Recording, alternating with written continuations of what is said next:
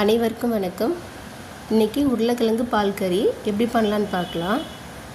அதுக்கு பிரியாணி இலை, கிராம்பு, பட்டை, கல்பாசி எடுத்துருக்கேன். இதை எண்ணெயில் சேர்த்துக்குவோம். நான் நல்லெண்ணெய் விட்டு பண்ணியிருக்கேன், அதனால தான் கொஞ்சம் எண்ணெய் பொங்கி வருது. இப்போ இதில் ஒரு பச்சை மிளகா, கொஞ்சம் வெங்காயம் கட் பண்ணி வச்சுருக்கிறேன், அதை சேர்த்துக்குவோம். கருவேப்பிலை கொஞ்சம் சேர்த்துக்கலாம். ரொம்ப வதங்க வேணாம், லைட்டாக வதக்கிக்கலாம். இதில் கட் பண்ணி வச்சுருக்கிற ஒரு தக்காளியை சேர்த்துக்கலாம். ரொம்ப வதங்க வேணாம், தக்காளியுமே லைட்டாக வதங்கினா போதும். இது கூட பச்சை பட்டாணி சேர்க்கலாம். காஞ்ச பட்டாணி இருந்ததுன்னா அதை ஊற வச்சு 2 விசில் விட்டு வேக வச்சு சேர்த்துக்குங்க. என்கிட்ட பச்சை பட்டாணி இருக்குது, நான் அதை சேர்த்துக்கிறேன். இதை சேர்த்துட்டு நல்லா வதக்கிக்கலாம். இப்போ இதுக்கு ஒரு மசாலா ரெடி பண்ணணும். இதுக்கு ஒரு பச்சை மிளகா, கசகசா, சோம்பு, முந்திரி, இஞ்சி பூண்டு கொஞ்சம் தான் எடுத்துருக்கிறேன். இதுதான் அந்த கிரேவிக்கு ரொம்ப டேஸ்ட்டு கொடுக்குறது. இஞ்சி பூண்டு கம்மியாக எடுத்துக்கோங்க.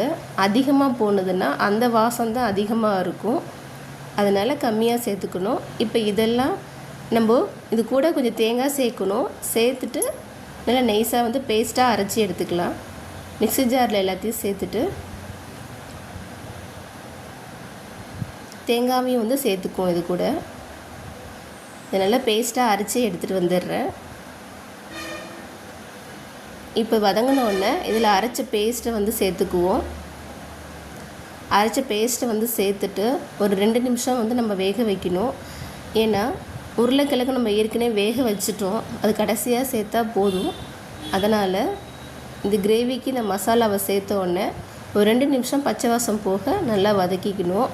இதோட கல் உப்பு நம்ம சேர்த்துக்கலாம். நான் 4 உருளைக்கிழங்கு எடுத்துருக்கிறேன். இதை வேக வச்சு எடுத்துட்டேன். இப்போ தோலை உரிச்சிட்டு வேணுங்கிற சைஸுக்கு கட் பண்ணி எடுத்துக்கலாம். 2 நிமிஷம் வதங்கினோடனே இப்போ கட் பண்ணி வச்சுருக்கிற உருளைக்கிழங்கு இதோட சேர்த்துக்கலாம்.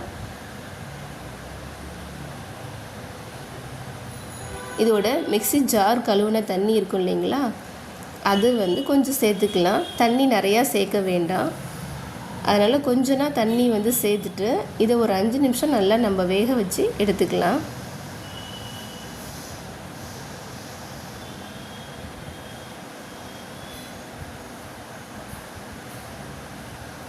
சேர்த்துட்டு நல்லா கிண்டி விடலாம்.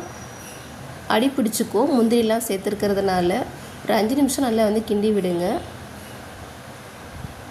இந்த பதம் வந்தால் போதுமானது. இதுக்கு மேலே திக்காக ஆணுச்சுன்னா நமக்கு ஆறுனதுக்கப்புறம் இன்னும் ரொம்ப திக்காகிடும்.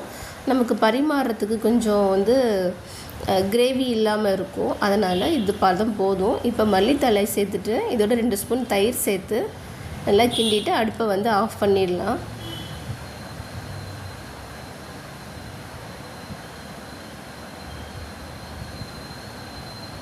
உருளைக்கிழங்கு பால் கறி ரெடி ஆகிடுச்சு. ரொம்ப டேஸ்ட்டாக இருக்கும். நீங்கள் செஞ்சிங்கன்னா கண்டிப்பாக அடிக்கடி செய்வீங்க. இந்த மெத்தடில் செஞ்சு பாருங்கள், ரொம்ப டேஸ்ட்டு சூப்பராக இருக்கும். சப்ஸ்கிரைப் பண்ணி சப்போர்ட் பண்ணுங்கள். நன்றி, வணக்கம்.